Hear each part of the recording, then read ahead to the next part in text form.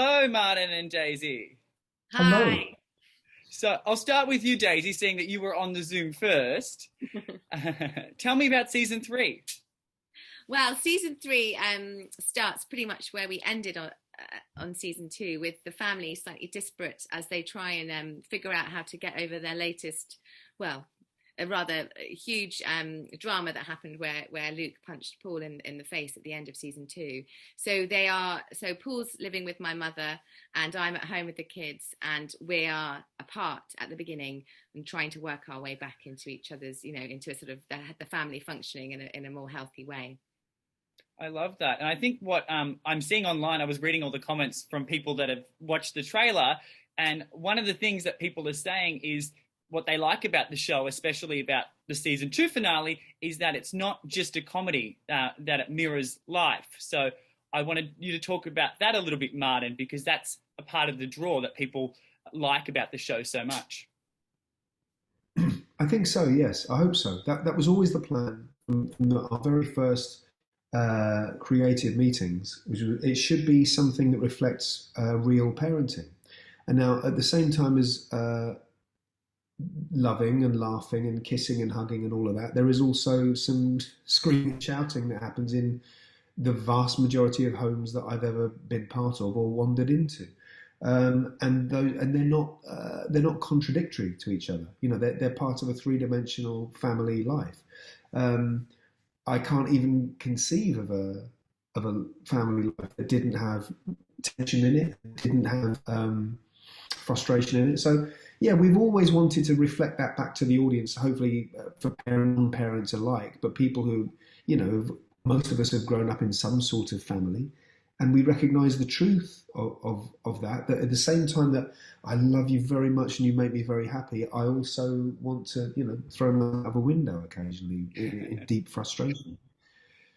And even though we all know that families go through the struggles, when our own families go through hard times, similar to the music in the trailer, we think, I don't know what's wrong with me. I don't know what's wrong with my family. And people think that there's something wrong with their family when really it's human nature, and every family has their squabbles and problems. Yeah, precisely. I think so. Yeah, that felt very clear to us when we were developing it, that it feels like a service to viewers who go, "Oh right, yeah, it's almost like permission to be human," because the more you see that is reflecting your life in any way, I think the more you can relax a little bit and go, okay, this is not just me. And the thing is, we all know this is not just them. Everybody knows that families are a very three-dimensional, intricate little group of people where good stuff happens and some tough stuff happens and occasionally really bad stuff happens. And so it's not to celebrate or judge any of those things. It's just to show it because that seems to be true. And there's enough in there that is also, frankly, very funny and humorous. And it might not be funny and humorous in the moment that it's happening, but if you think about the things where you would tell your best friends about stuff that drove you mad as a kid or drives you mad now as a member of your family, it probably wasn't funny at the time, but in a week or 2 weeks or 2 years later, you can laugh at it. Yeah, and I think that's how you really heal from those traumatic experiences. I know, even looking back at my family, some of the funniest moments were those moments that were the toughest, and we can now look back and laugh at, oh, we were such idiots, and yeah, I think that's a sign of healing is laughter.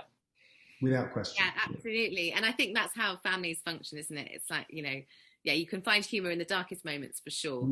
And that's what I love about this show. And whenever people come up to me about it, or they really enjoyed it, it's always people going, oh my God, it's like a mirror to my life. Or, I'm so glad someone shows that side of things, not the other, the sort of Instagram version where everything's just so gorgeous and golden. It's like, oh, that bit, the other bit as well. And I think especially in America, people love British comedies, and there isn't enough, Brits out there and shows that really show that quirky British humor. And just talking to a few of the fans before this interview, that's what they love about the show. They love the Britishness of it all.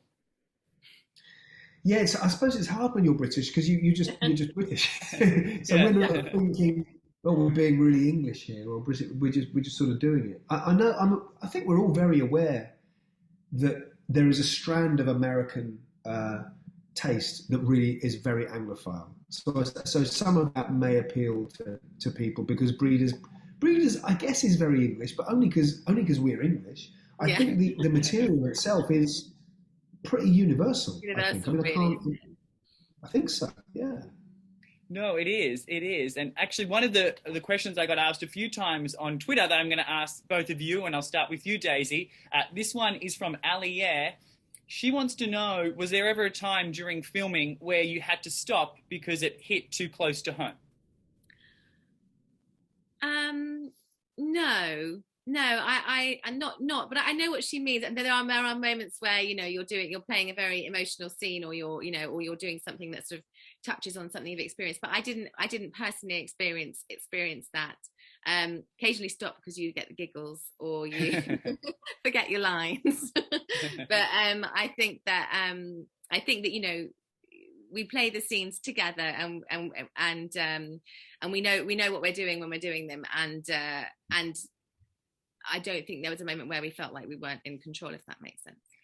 What about for you, Martin? Or even if you didn't have to stop, was there a moment that in the 3 seasons that's hit a little close to home for you in particular? Yes, I mean, the hope was always that most of it would hit close to home for me, because it came initially from me, and I wanted it to be a sort of unflattering look at some of parenthood's moments, you know, and it shouldn't flatter us. In series 3, by series 3, we've been quite a lot of tribulation as the family, and yeah, occasionally, if I'm being completely honest, depending on the scheduling, if you get a week where there's not much comedic stuff scheduled from that Monday to Friday, and most of it is quite heavy and most of it's quite dramatic, let's say, sometimes I thought, oh Christ, I can get this at home. I don't need to come into work for this. In that I've got sense, this at home, and now I'm coming to work, and there's not even many laughs this week. But it's balanced out by the fact, you know, then next week there'll be more laughs or whatever. But it's the show that I always, you know, and we always wanted to make. We wanted to make a show that was hopefully funny, but also close to the bone. Close to the bone. That was the entire point of doing it. It was literally the entire point of doing it, that would be pushing that in a direction we hadn't seen to that extent before. I think that the thing as well with this season, because it feels like it goes even deeper in that way. For me, it wasn't that would ever stop me in a scene. It would be more that, as Martin said exactly, that, you know, you'd have a week where, like, you know, for Ali, she's going through so much, so you'd be going, oh my gosh, this is like, oh, it's big, it's deep, it's emotional, but it didn't sort of stop me from doing it. It just you know, you felt it very much, and yeah, and you want it's tiring. It's tiring, it's emotional, but you also really want to represent this moment or this thing because it's true. So it's not that you sort of then can't, you know, it doesn't stop you. It's just more that you go, oh gosh, are we going to do that scene after that scene? Oh, I know, but and then you'd get really into it. It was a joy to do, but, you know, sometimes a tiring joy. That's awesome. Well, thank you so much. I think it's the perfect show because not only do you laugh, but it hits the soul a little bit and it hits the heart. And I think that you guys have managed to achieve that as well as make people laugh. I mean, that's excellent. That's what we all need. We all need a bit of soul and we all need a bit of laughter. So it's the perfect balance of both. So thank you. Thank you, Dan.